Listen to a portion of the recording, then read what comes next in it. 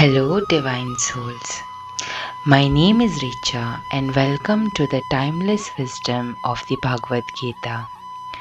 Today, we delve into the heart of the Mahabharata, into a scene filled with divine teachings, inner conflict, and the epic clash of Dharma versus Adharma. This is Kurukshetra, a battle where destinies are decided and eternal truths are revealed. Far away from the battlefield sits Dhritarashtra, the blind king of Hastinapura. He is not just physically blind, his attachment to his sons, the Kauravas, blinds him to truth and righteousness. Restless and eager to know the events of the war, Dhritarashtra turns to his advisor Sanjaya. Endowed with divine vision, Sanjaya sees the battlefield as if he is present there.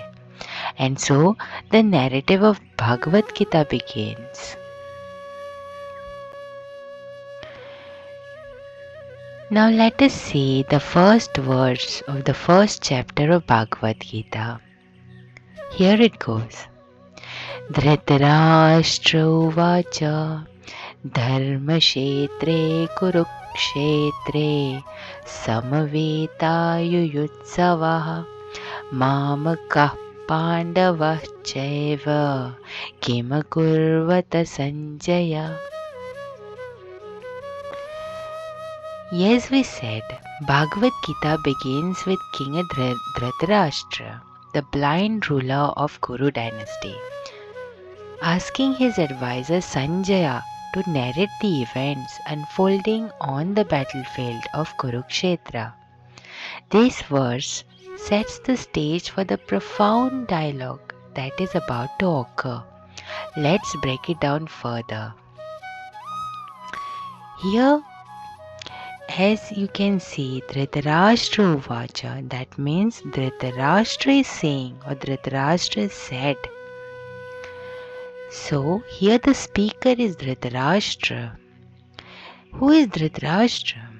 Dhritarashtra is the father of the Kauravas, who represents attachment, blindness, that is literal as well as symbolic, and ignorance. His blindness is significant. It reflects his inability to see truth and justice. His partiality towards his son, the Kauravas, clouds his judgment, even though he knows they are on the wrong path. So next term comes as Dharmashetra here. You can check out the verse. The second term is Dharmashetra. What is Dharmashetra? Dharmashetra is also called as a holy land.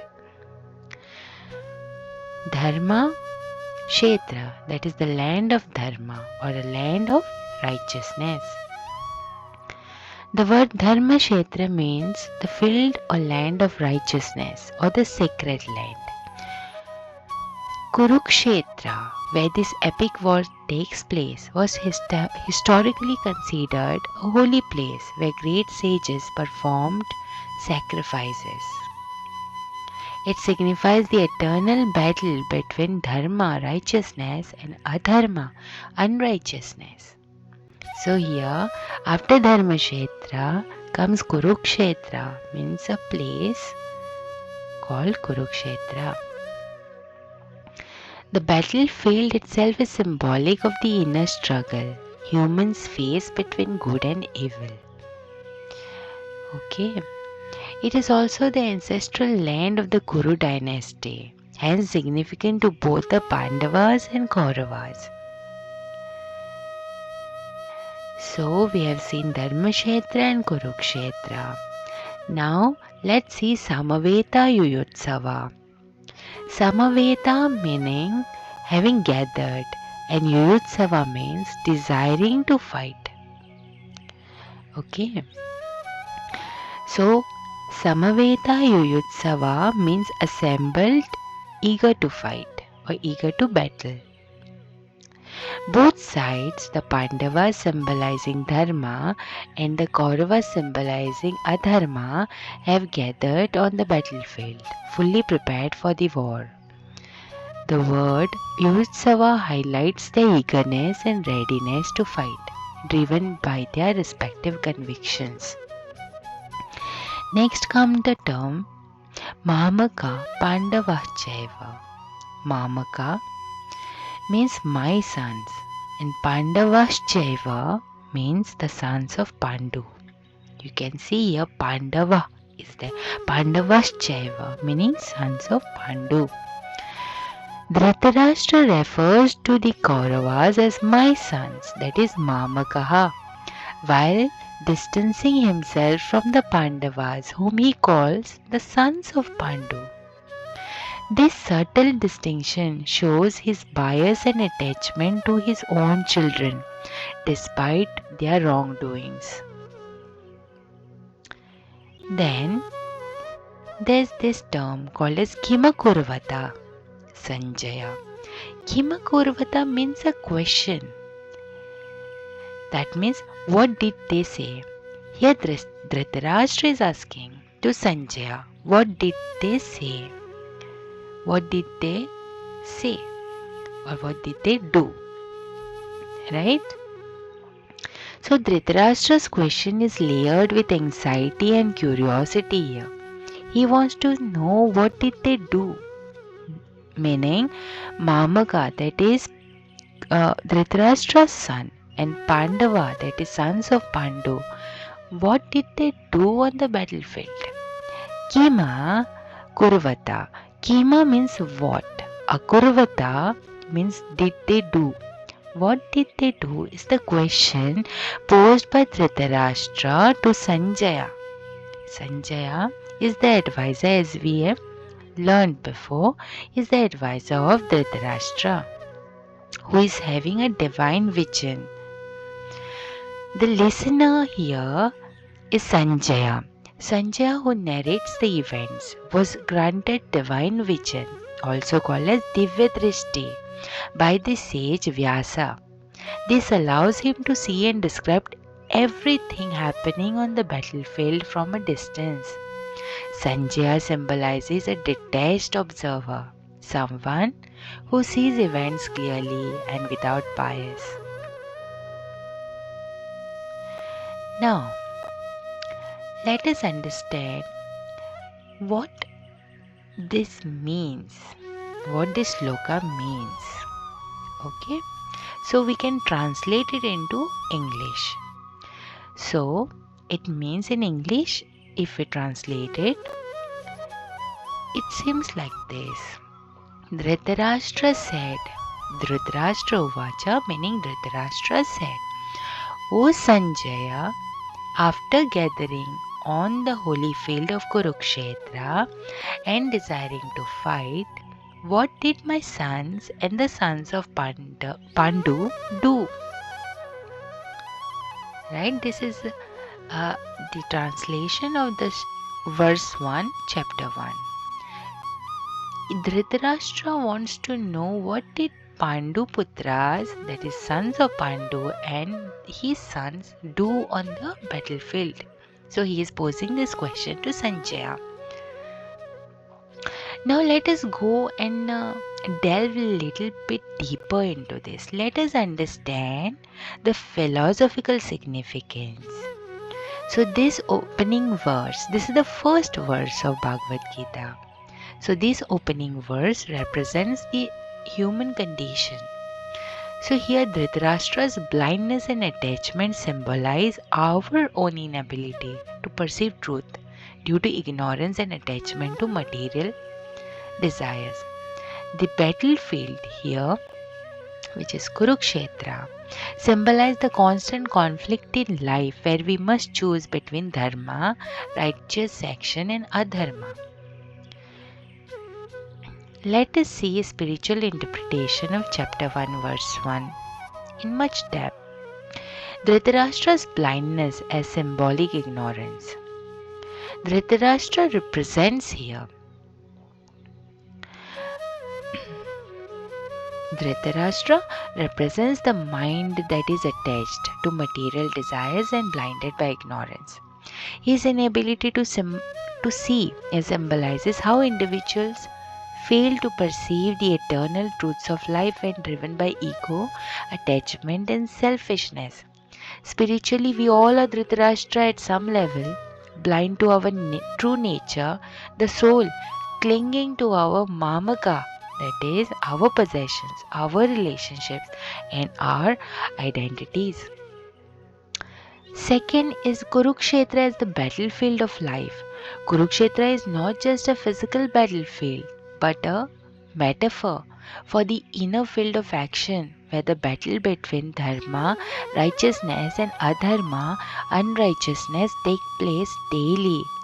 Every human life is a Kurukshetra, where the soul, Pandavas, is in constant struggle with the ego, desires, and ignorance, that is, Kauravas.